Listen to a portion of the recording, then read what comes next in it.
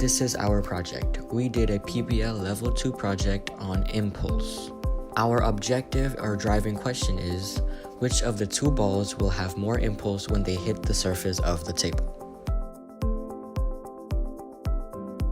So in this experiment, we will be testing the impulse of two balls that will have the same mass and size, but are made up of different materials.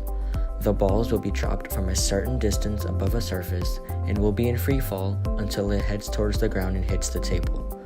We will observe the results of the experiment in a video to find the impulse of each individual ball and check how they compare with each other.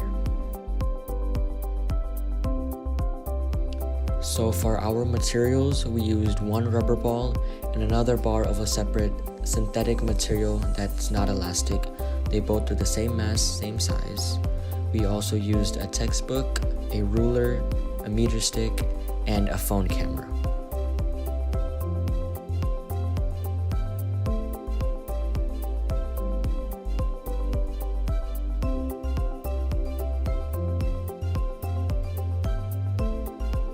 So for our procedures, first we align the ruler flat against the textbook using the textbook as support. Second, we had one person bring the ball up to a certain height above the surface of the table.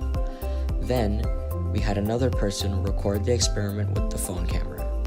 When they're ready, we released the balls at the same time and we observed and record the results. Go. Now we're going to talk about our scientific principle.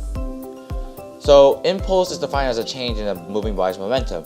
Momentum is quantified as the motion of a moving body and can be calculated by multiplying the velocity of the object by its own mass. Impulse is finding the momentum before and after collision or on two different locations on the object's path. In other words, it's change in momentum and can be calculated by multiplying the final mass times the final velocity minus initial mass times initial velocity.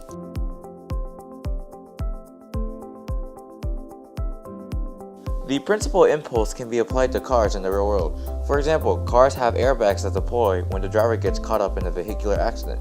The airbags, in fact, increase the time of impact for the driver to which may save their life. Based on the results of the experiment, it can be concluded that different materials can have different impulses even on the same surface as a table.